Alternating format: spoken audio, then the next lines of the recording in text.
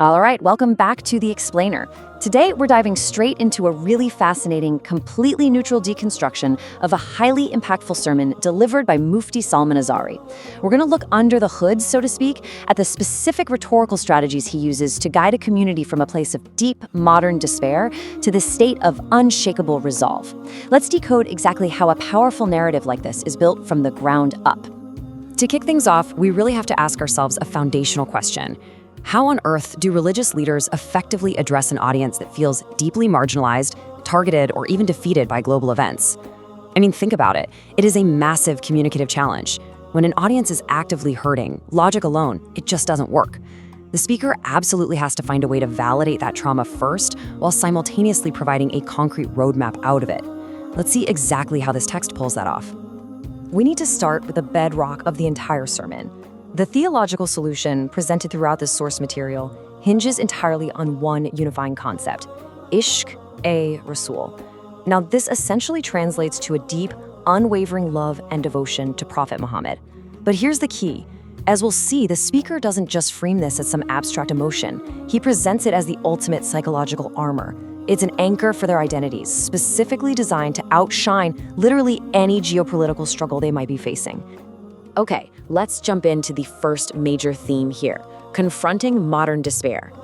What's striking is that the sermon doesn't shy away from the pain the audience is experiencing. Not at all. Instead, it validates their anxieties by directly acknowledging the grim realities they're dealing with every day. The speaker explicitly calls out the constant targeting by global social media narratives and points to the widespread violence and tragic events happening in places like Gaza, Syria, and Burma. By listing out these very real modern symptoms of crisis, the sermon deeply connects with their collective feelings of despondency and marginalization. It tells the audience, your pain is truly seen. Because psychologically speaking, a leader can't pull a community upward until they prove they're standing right down there in the trenches with them.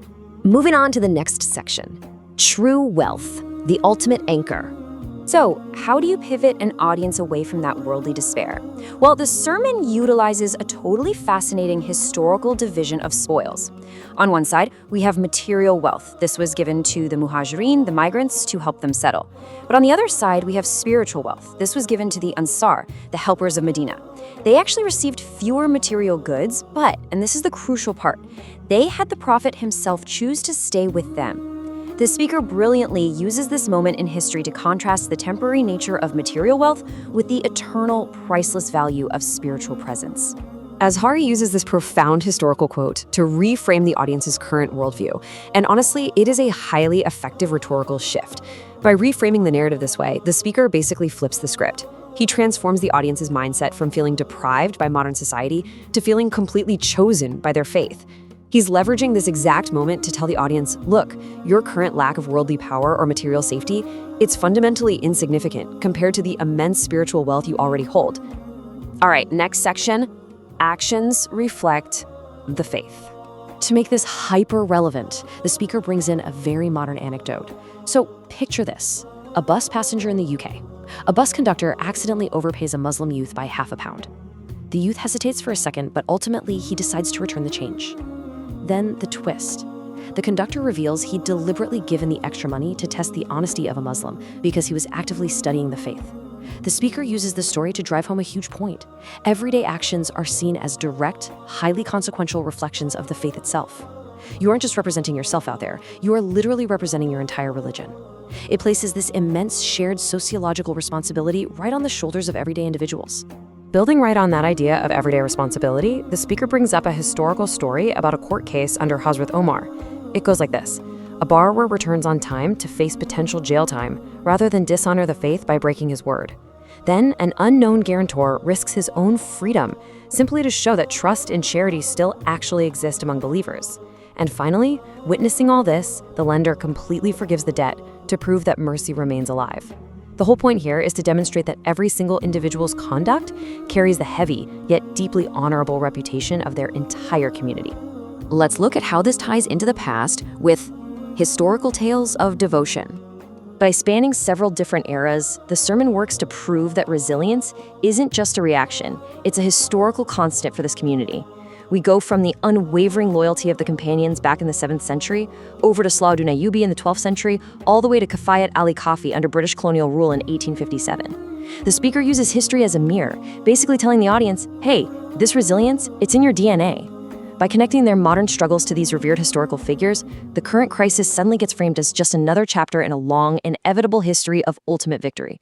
Let's zoom in on the 12th century for a second. The speaker extracts a really fascinating moral from the story of Salahuddin Ayyubi.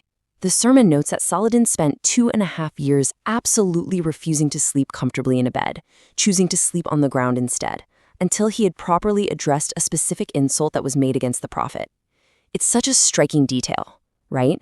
The speaker doesn't just frame him as this brilliant military general, but primarily as an uncompromising, devoted lover of the prophet.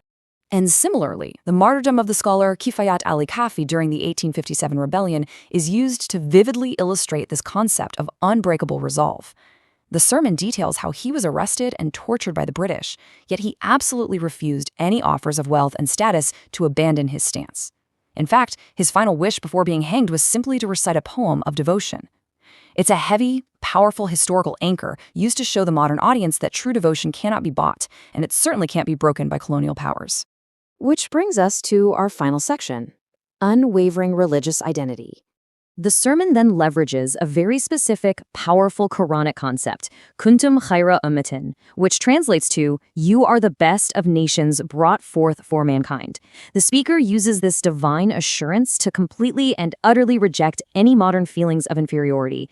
You know, the kind of doubt that might be instilled by external critics, politicians, or the media. It is a resounding, unapologetic call to stand tall. So the speaker firmly contrasts two modern paths moving forward. On one hand, you have assimilation.